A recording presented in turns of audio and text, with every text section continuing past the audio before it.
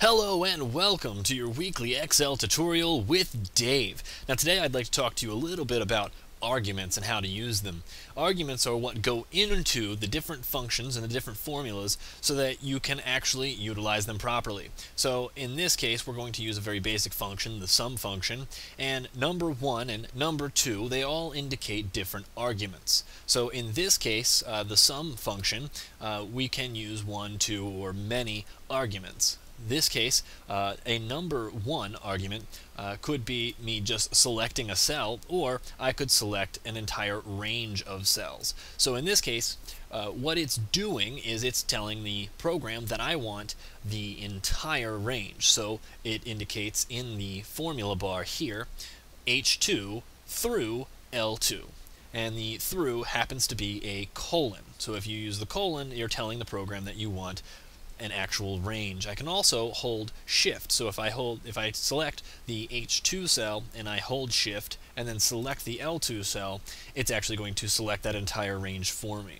This also functions properly if you select H2 and you want to include all of the range from H2 all the way to L4. So what you do is you include the top leftmost cell and the bottom rightmost cell. In another case, I may only want to include several of these different numbers here. So Monday, and I want to select Wednesday and Friday. So what it's doing is it's saying H2, comma, so that's and also J2 and also L2. The way that you do that is you can either type it directly in, or you can select your first cell and hold the control key and select your second cell. Keep holding the control key and select your third cell. So it functions exactly the same if you type it in directly. So in this case, I know that I want to have sum, and I want H4 on this particular line, and I want it to be all the way through L4. That's going to give me the entire range. You can also put all of these things together.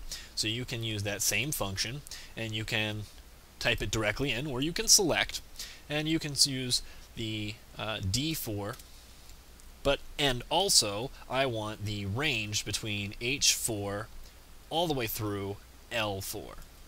So these arguments, both of these arguments, are separate. So it's going to color code. Excel is kind of nice in the fact that it color codes the different arguments so that you know which one you're working with. You don't have to get too picky with whether or not you're using the comma or the colon, because the color will stay the same.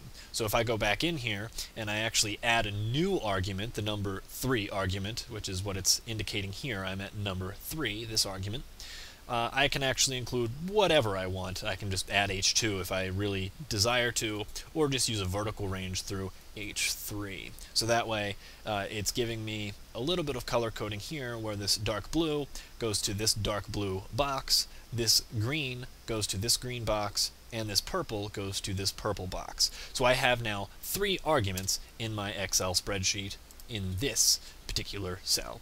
These 3 different sums indicate 3 different ways of using arguments. If you found this video helpful, please subscribe. If you have any questions, leave them in the comments or send me a message and I'll get back to you. Thank you.